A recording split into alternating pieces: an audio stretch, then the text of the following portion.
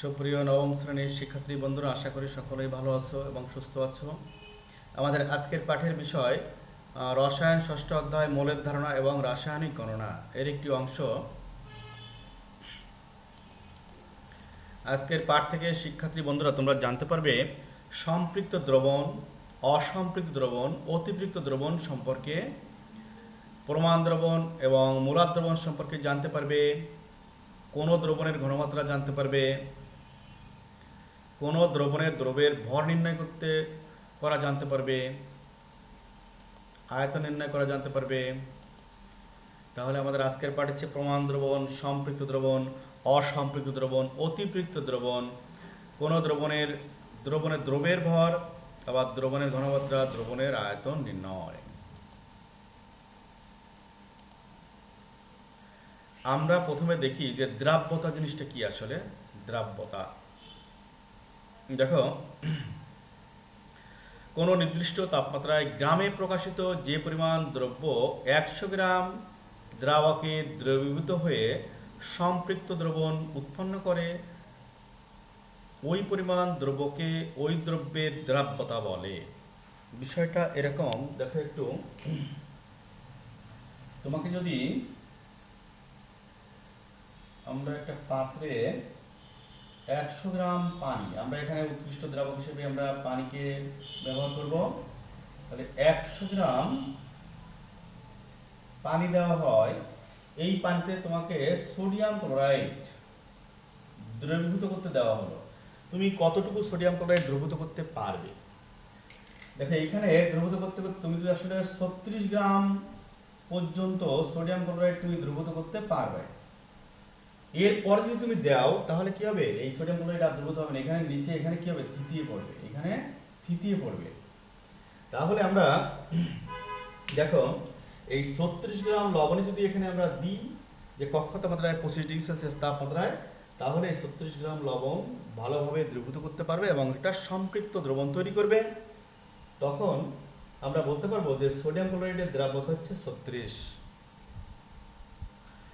আর আমরা যদি এখানে 36-এর বেশি, মনে করি 40 বা 45 গ্রাম সোডিয়াম ক্লোরাইড আমরা দিই, তাহলে সেইটা হবে অতিপৃক্ত দ্রবণ। তখন এখানে থিতিয়ে পড়বে, অদক্ষে পড়ে যাবে। আর যদি আমরা এখানে 36-এর কম, মনে করো যে আমরা 20 গ্রাম দিলাম, তখন সেই দ্রবণটাকে বলা হবে অসম্পৃক্ত দ্রবণ। অসম্পৃক্ত দ্রবণ। তাহলে লক্ষ্য করো, যদি আমরা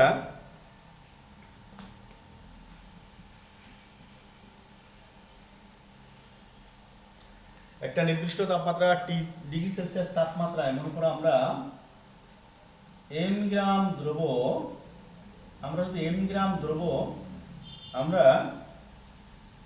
কোন দ্রাবকে দ্রবীভূত করে, দ্রবণ যদি এম গ্রাম হয়, দ্রবণ এম গ্রাম যদি আমরা দ্রবণ তৈরি করি, তাহলে দ্রাবকের ভর কত? দ্রাবক, তাহলে দ্রাবক সমান সমান হচ্ছে গিয়ে বড় এম মাইনাস ছোট এম, এত গ্রাম। তাহলে আমরা লিখতে পারি, দেখো, অতএব এম বড় এম মাইনাস ছোট এম গ্রাম দ্রাবককে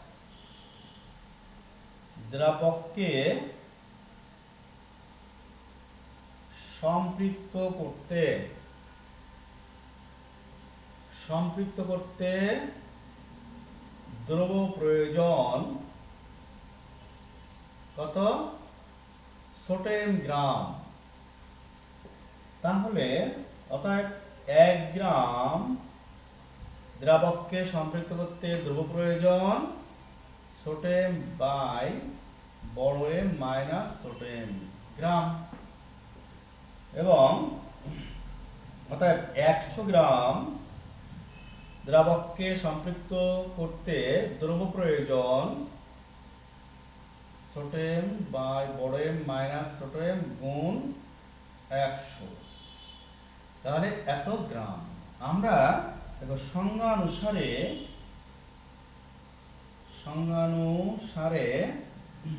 বলতে পারি দ্রাব্যতা S সমান সমান 100 ছোট এম বাই বড় এম মাইনাস ছোট এম। অর্থাৎ কিনা যে তোমার গ্রামে প্রকাশিত দ্রব্যের ভর বাই গ্রামে প্রকাশিত দ্রাবকের ভর গুণ 100। তাহলে এভাবে আমরা দ্রাব্যতা হিসাব করতে পারি, এভাবে আমরা দ্রাব্যতা হিসাব করতে পারি।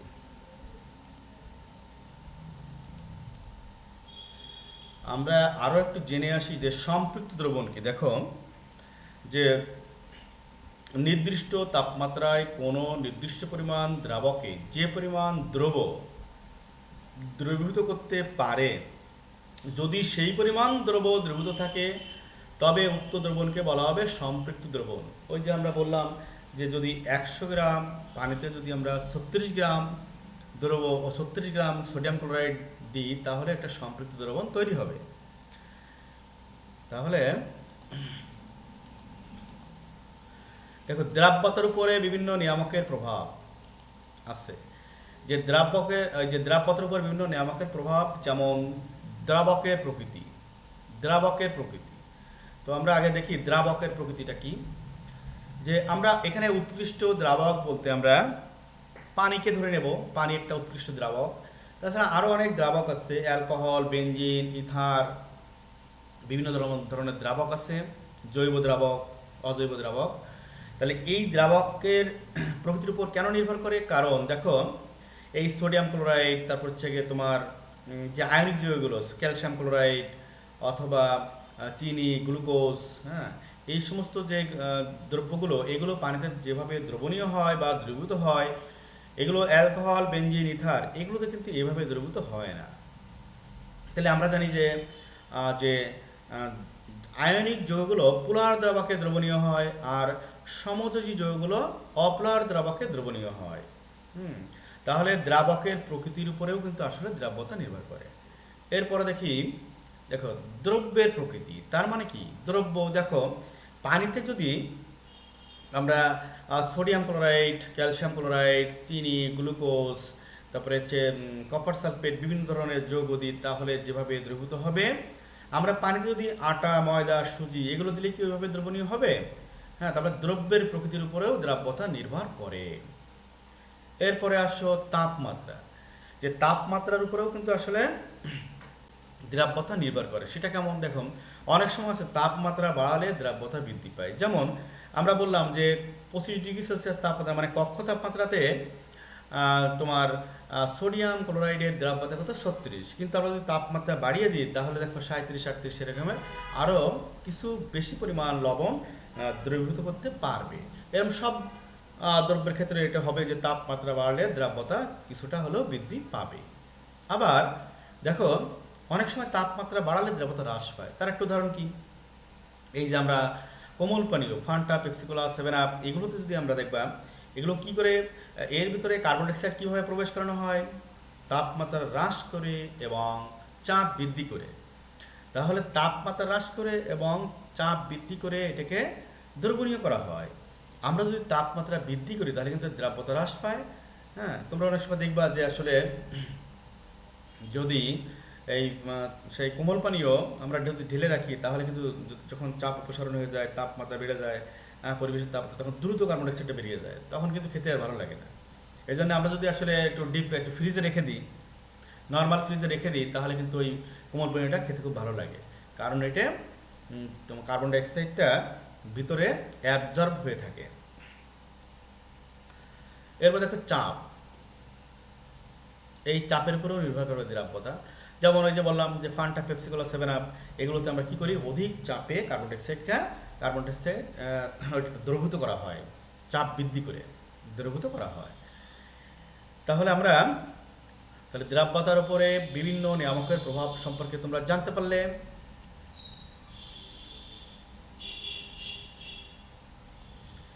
এরপরে আমরা দেখব মোলার দ্রবণ। দেখো মোলার দ্রবণ কি? মোলার দ্রবণ একটা প্রমাণ দ্রবণ। দেখো আমরা বলি যে দ্রবণের ঘনমাত্রাটা জানা থাকে তাকে আমরা কি বলি? প্রমাণ দ্রবণ বলি। তা এই জন্য আমরা যে একটা দ্রবণের ঘনমাত্রা জানার জন্য একটা জানা ঘনমাত্রা দ্রবণের সাহায্যে আরেকটা আমরা অজানা দ্রবণের ঘনমাত্রা, অজানা একটা দ্রবণের ঘনমাত্রা আমরা নির্ণয় করতে পারি। তা আমরা প্রথমে জানি যে মূলার দ্রবণটা কি আসলে। এখন নির্দিষ্ট তাপমাত্রায় প্রতি লিটার দ্রবণে বা 1000 মিলিলিটার দ্রবণে কোনো দ্রব্যের 1 মোল পরিমাণ দ্রব্য দ্রবীভূত থাকলে তাকে ওই দ্রব্যের মূলার দ্রবণ বলে। আর মোলারিটি থেকে সেই মোল সংখ্যা। তাহলে নির্দিষ্ট তাপমাত্রায় প্রতি লিটার দ্রবণে কোনো দ্রব্যের মোল সংখ্যা কি বলা হয়? মোলারিটি। তাহলে আমরা এই 1 মোলার দ্রবণ বা বলতে আমরা কি বুঝি, 2 মোলার দ্রবণ বলতে কি বুঝি আমরা দেখে আসি। তাহলে নির্দিষ্ট তাপমাত্রায় প্রতি লিটার দ্রবণে কোনো দ্রব্যের 1 মোল পরিমাণ দ্রবীভূত থাকলে তাকে ওই দ্রব্যের মোলার দ্রবণ বলে।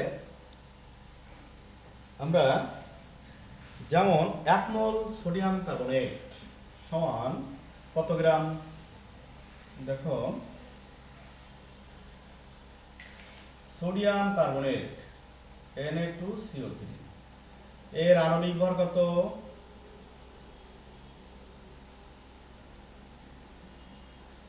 সোডিয়াম ভর হচ্ছে পারমাণবিক ভর 23 গুণ 2, কার্বন 12, অক্সিজেন 16 গুণ 3, কত হবে? 106। তাহলে অতএব 1 মোল সোডিয়াম কার্বনেট সমান সমান 106 গ্রাম। লক্ষ্য করো, আমরা এখানে পারমাণবিক ভর বা আণবিক ভরের কোনো একক নেই, এখানে আমরা গ্রাম লিখতে পারবো না। এইখানে আমরা যখন মোলে প্রকাশ করব তখনই আমরা গ্রাম লিখতে পারবো।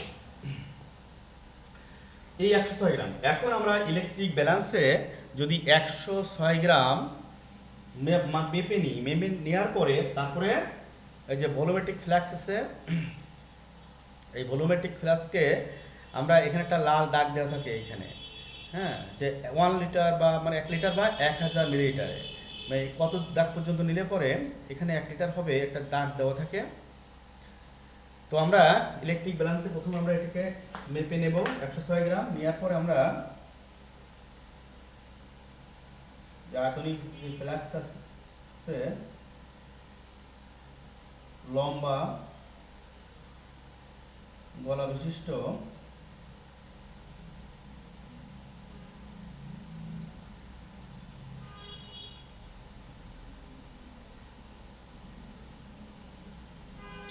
এই যে এখানে একটা লাল দাগ দেওয়া থাকে যে এই পর্যন্ত আসলে 1 লিটার হবে। তো আমাদের চ্যাপ্টা তৈরি ফ্লাক্স চ্যাপ্টা। তো লক্ষ্য করো, তো আমরা কি করব, এই 106 গ্রাম ভালো করে মেপে নিয়ে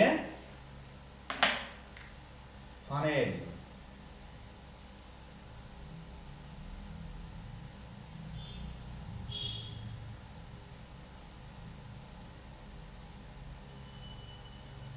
এই ফানেলের মধ্যে দিয়ে এখানে প্রবেশ করাবো, এখানে ঢেলে নেব।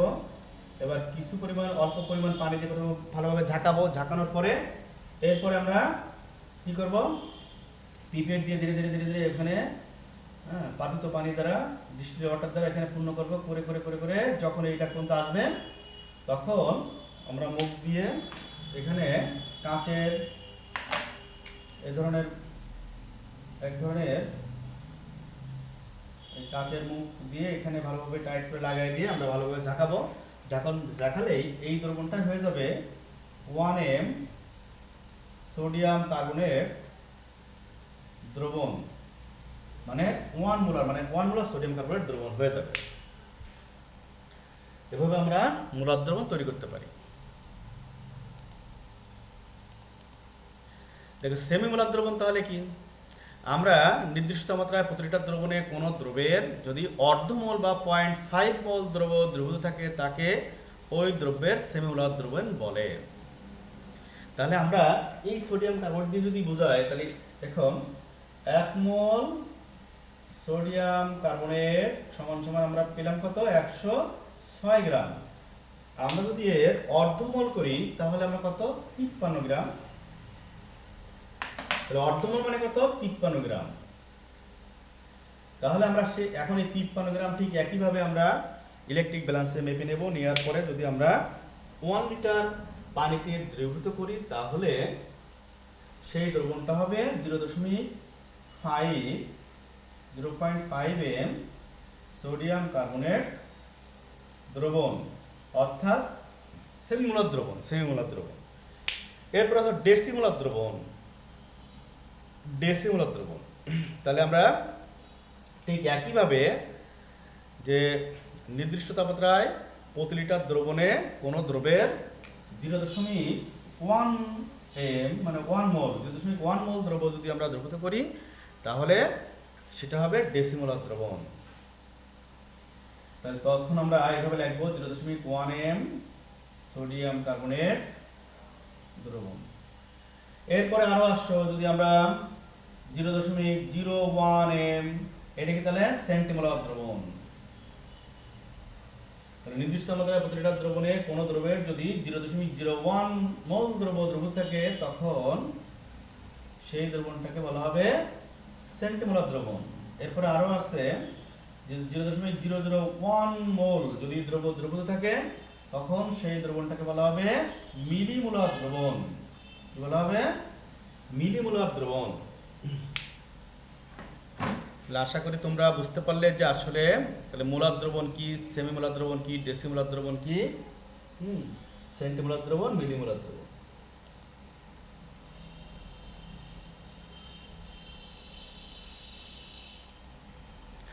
দেখো বিভিন্ন মোলারিটির দ্রবণ প্রস্তুতকরণে আমরা একটা ফর্মুলা বের করি। প্রথমে কি করতে হবে যে প্রথমত নির্দিষ্ট আয়তনের আয়তনিক ফ্লাস্ক বাছাই করতে হবে।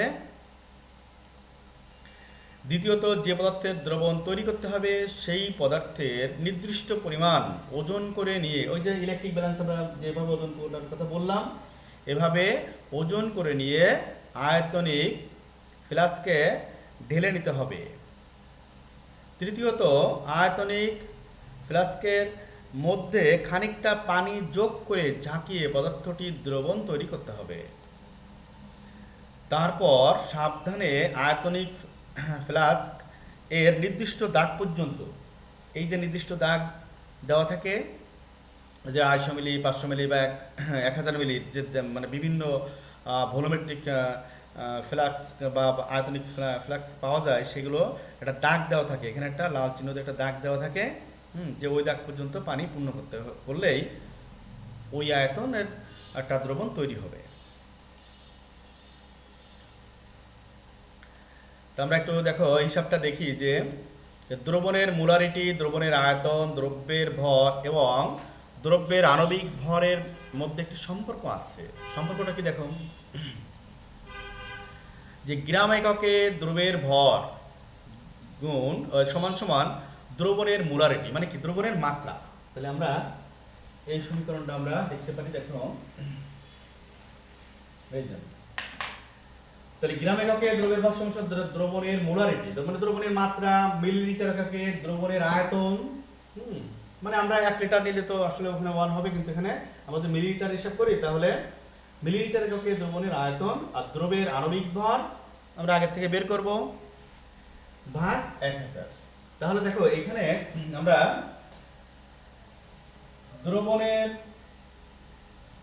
দ্রবণের মোলারিটি বা মাত্রা, হ্যাঁ এটা হচ্ছে আমরা এস, আর হচ্ছে মিলিলিটারে ওই যে মিলিলিটার এককে মিলিলিটার এককে দ্রবণের আয়তনকে আমরা ভি ধরি, আর দ্রবের আণবিক ভর এটা হচ্ছে আমরা বড় এম দ্বারা প্রকাশ করি। তাহলে মানে এগুলো ধরে নিই, আর সেই দ্রবের ভর, গ্রাম এককে দ্রবের ভর সমান সমান ডব্লিউ, তাই না? তাহলে আমরা একটা ফর্মুলা পাই, ফর্মুলাটা কি, যে W equal to S M V by 1000। আমরা এই ফর্মুলা দিয়ে আমরা অঙ্কগুলো করতে পারি, এই মোলারিটি ভিত্তিক অঙ্কগুলো আমরা করতে পারি। আমরা মোলারিটি ভিত্তিক অঙ্কগুলো করতে পারবো। তাহলে দ্রব্যের ভর ডব্লিউ, দ্রবণের মোলারিটি এস এবং দ্রবণের আয়তন ভি, দ্রব এর আণবিক ভর এম ধরলে আমরা এই সূত্রটা পাই। তাহলে মোলারিটি বা ঘনমাত্রা সংক্রান্ত যে সমস্যা সমাধানের জন্য আমরা এই সূত্রটি ব্যবহার করতে পারি, তাই তো? তাছাড়া দেখো অন্যভাবে করা যায়, আমরা একটু দেখে আসি। এখন আমরা গাণিতিক সমস্যাগুলো দেখি। দেখো একটা গাণিতিক সমস্যা দেখো, যে 750 মিলি 0.25 এম সোডিয়াম কার্বনেট দ্রবণ প্রস্তুতিতে কি পরিমাণ সোডিয়াম কার্বনেট প্রয়োজন হবে। তার মানে কি আমাদের দ্রব্য চাইছে, আমরা সূত্র দিয়ে করতে পারি বা অন্যভাবে করতে পারি। আমরা একটু দেখি। দেখো আমি দুইভাবে তোমাদের অঙ্কটা দেখাই, তারপরে তোমাদেরকে তোমরা যেভাবে ভালো মনে করো সেভাবেই তোমরা করতে পারবে। লক্ষ্য করো, আমরা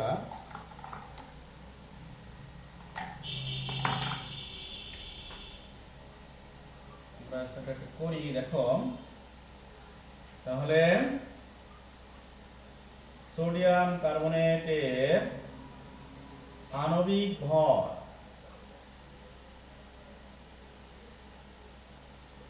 সমান সমান সোডিয়ামের পারমাণবিক ভর 23 কিন্তু কার্বন হচ্ছে 12, অক্সিজেন 16 গুণ 30 সমান সমান হচ্ছে 106। অতএব 1 মোল সোডিয়াম কার্বনেট সমান সমান 106 গ্রাম। এখন লক্ষ্য করো, তাহলে আমাদের কি চাইছে, আমাদের দ্রব্য চেয়েছে। তাহলে আমরা জানি সংজ্ঞানুসারে আমরা কি জানি, যে 1000 মিলিলিটার দ্রবণে 1 এম সোডিয়াম কার্বনেট দ্রবণ তৈরিতে সোডিয়াম কার্বনেট প্রয়োজন কত, 106 গ্রাম। অতএব 1 মিলি দ্রবণে 1 এম সোডিয়াম কার্বনেট দ্রবণ তৈরিতে সোডিয়াম কার্বনেট প্রয়োজন কত। দেখো আমাদের তাহলে এখানে এই লাইনের সাথে এই লাইনের কম্পেয়ার হবে, তাহলে আমাদের দ্রবণ যদি কম তাহলে আমাদের দ্রব্য কম লাগবে, তাহলে 1000 কি হবে, নিচে ভাগ হবে, তাই না? এবং দেখো কত দেওয়া আছে, 750 মিলি। 750 মিলি দ্রবণে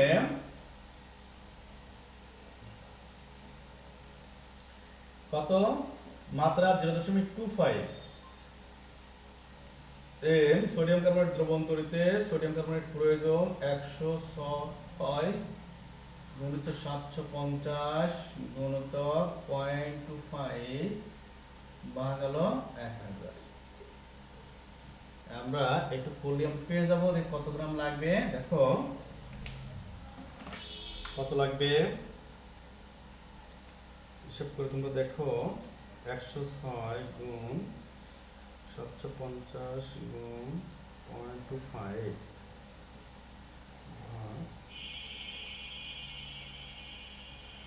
19 দেখো 19 কত 875 গ্রাম। তাহলে 19.875 গ্রাম দ্রব্য প্রয়োজন হবে। আমরা এভাবে করতে পারি, ওই যে বললাম আরেকভাবে করা যায়, সেভাবে আমরা একটু দেখি। দেখো তাহলে সেভাবে করতে গেলে আমাদের প্রথমে এইটুকুকে দরকার, এইটুকুকে লিখতে হবে। লেখার পরে দেখো তারপরে আমরা কি করতে পারবো, দেখো ওই সূত্র ব্যবহার করে আমরা করতে পারবো। সূত্র ব্যবহার করে আমরা করতে পারবো কিভাবে, দেখো যে আমরা জানি S equal to, আমরা মূল সূত্র যেটা আমরা পেলাম সেটাই বসাই, W equal to S M B by 1000। আর এই পাশে তুমি কি করবা, এই পাশে তোমরা ডাটা বের করবা। দেখো এখানে দ্রবণের মাত্রা তোমার দেওয়া আছে কত 0.25 n, এই যে মাত্রা দেওয়া আছে। তারপরে আমরা দ্রবের আণবিক ভর m, বড় m সমান সমান কত 106, আর দ্রবণের আয়তন,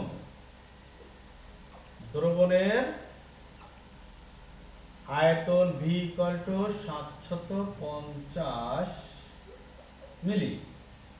আমাদের চেয়েছে দ্রবের ভর W সমান সমান হট, এইটা আমাদের বের করতে হবে। এবার এখানে তুমি মানটা বসায় দাও, দেখো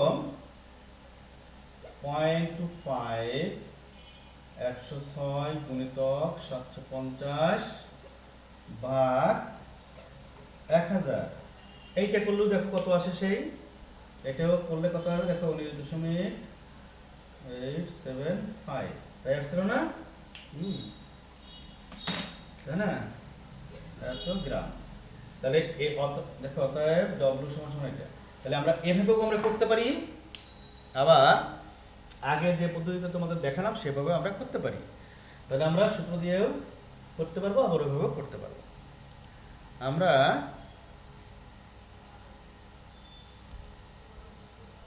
দেখো আরেকটা অঙ্ক দেখি কি বলছে, যে 525 মিলি দ্রবণে 19 গ্রাম নাইট্রিক অ্যাসিড দ্রবীভূত থাকলে দ্রবণের ঘনমাত্রা কত হবে। এবার কি চেয়েছে আমাদের, দ্রবণের ঘনমাত্রা চেয়েছে।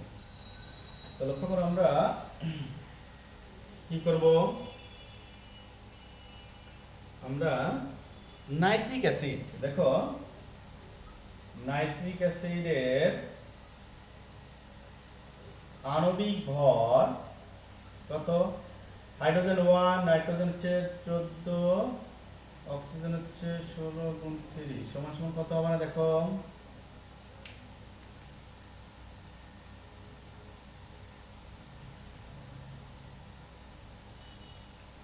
63, তাই না? অতএব 1 মোল নাইট্রিক অ্যাসিড সমান সমান 63 গ্রাম। আমরা এই সূত্র দিয়ে একবারে আমরা করতে পারি। দেখো এখানে কি কি তোমার দেওয়া আছে এই অঙ্কটাতে, তোমার এখানে কি চেয়েছে মাত্রা, তার মানে কি এখানে দ্রবণের দেখো এই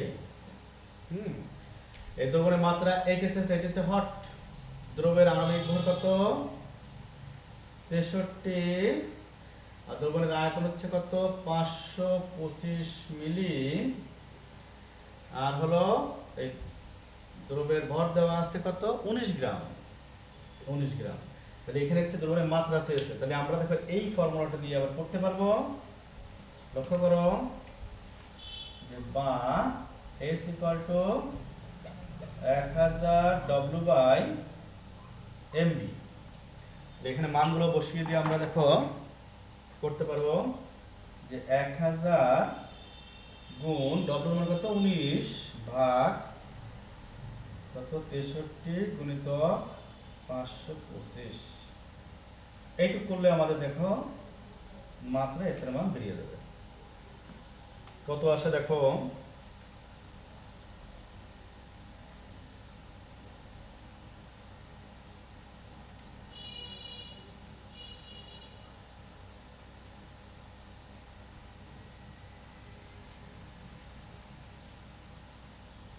প্রেজেন্ট 0.57 এত এম।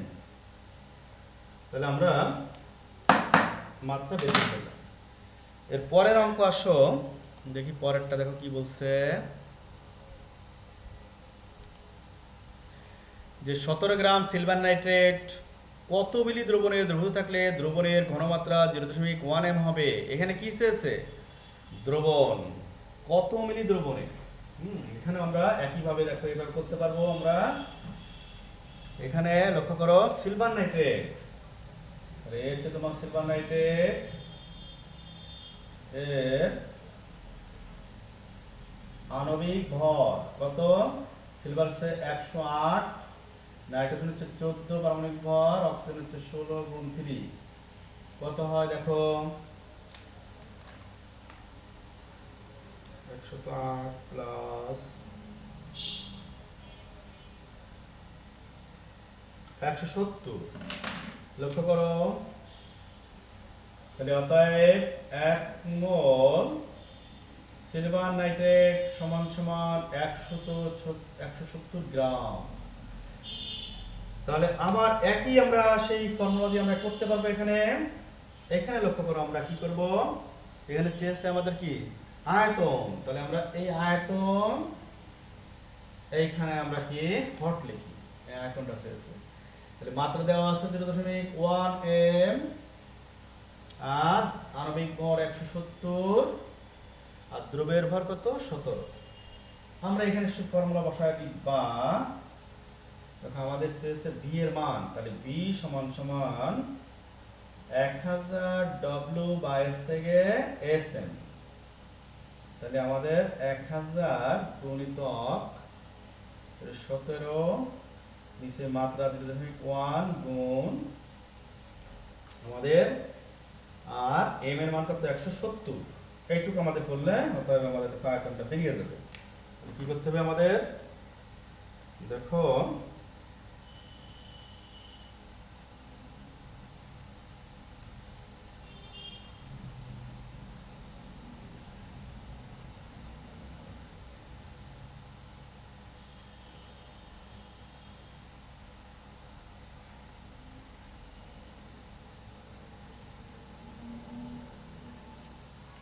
দেখো 1000, জাস্ট 1000, দেখো 1000 মিলি, তার মানে কি 1 লিটার, তার মানে 1 লিটার। তাহলে আশা করি বুঝতে পারলে। এর পরের অঙ্কটা আমরা দেখি, দেখো কি বলেছে, দেখো যে 10% সোডিয়াম কার্বনেট দ্রবণের ঘনমাত্রা মোলারিটিতে প্রকাশ করো, মোলারিটিতে প্রকাশ করতে বলছে। হ্যাঁ, তাহলে আচ্ছা দেখো আমরা এটা করি। দেখো এইটা আমরা সূত্র দিয়ে না করে অন্যভাবে একটু করি। দেখো লক্ষ্য করো, তাহলে সোডিয়াম কার্বনেট এর আণবিক ভর আমরা একটু বের করলাম, আমি একবারে লিখে দিই 106। অতএব 1 মোল সোডিয়াম কার্বনেট 106 গ্রাম, তাই না? দেখো এবার তাহলে 10% মানেটা কি, দেখো যে 100 মিলি সোডিয়াম কার্বনেট দ্রবণে সোডিয়াম কার্বনেট আছে 10 গ্রাম, 1 মিলি দ্রবণে 1 মিলি সোডিয়াম কার্বনেট দ্রবণে সোডিয়াম কার্বনেট আছে 10/100 গ্রাম। আমরা মোলার দ্রবণ কি 1000 মিলিলিটার হিসাব করি, এজন্য আমরা তাহলে 1000 মিলিলিটার সোডিয়াম কার্বনেট দ্রবণে সোডিয়াম কার্বনেট আছে দেখো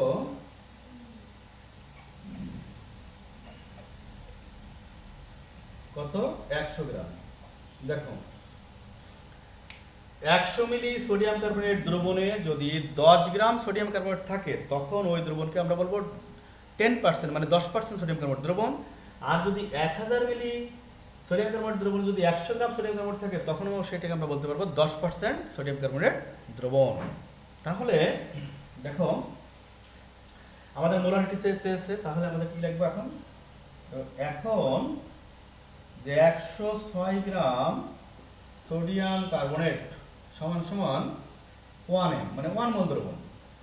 অতএব 1 গ্রাম সোডিয়াম কার্বনেট সমান সমান 1/106, এবং 100 গ্রাম সোডিয়াম কার্বনেট সমান সমান 1 গুণ 100/106। দেখো এটা করলে কত আসে,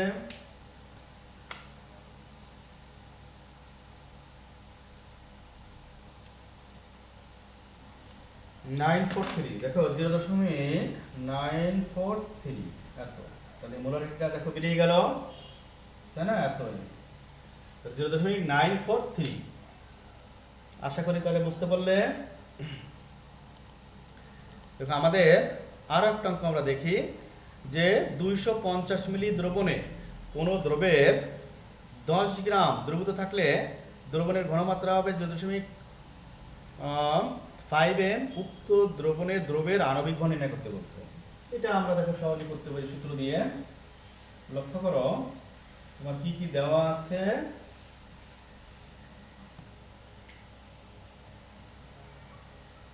দেওয়া আছে কি দেওয়া আছে যে দ্রবণের আয়তন B সমান সমান 250 মিলি, তাই তো। আর দ্রবের ভর দেওয়া আছে W ইকুয়াল টু কত 10 গ্রাম। আর আছে মাত্রা দ্রবণের ঘনমাত্রা S সমান সমান 0.5 m 0.5 m। আমাদের কি চেয়েছে দ্রবের আণবিক ভর, দ্রবের আণবিক ভর চেয়েছে, ভর বড় এম সমান সমান হট, তাই না, সমান সমান হট। তাহলে আমরা জানি যে S equal to 1000 W by MB বা M সমান সমান 1000 W by SB বা BS। তাতে 1000 তার দ্রবের ভর আছে কত 10, S এর মান 0.5 আর এটা হচ্ছে গিয়ে 250। তাহলে এটা করলে আমাদের হয়ে যাবে। অতএব M এর মান এখন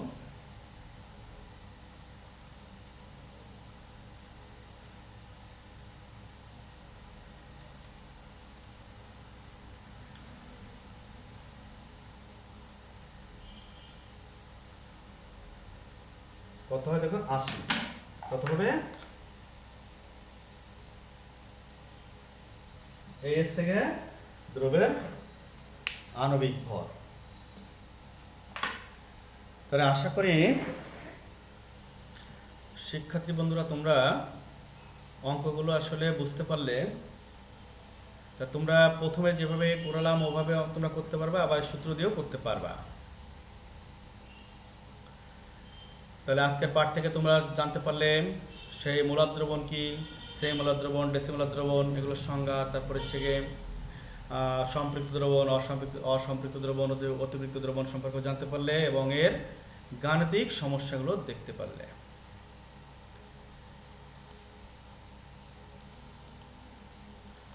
তাহলে শিক্ষার্থী বন্ধুরা আজ এ পর্যন্তই। সকলকে ধন্যবাদ।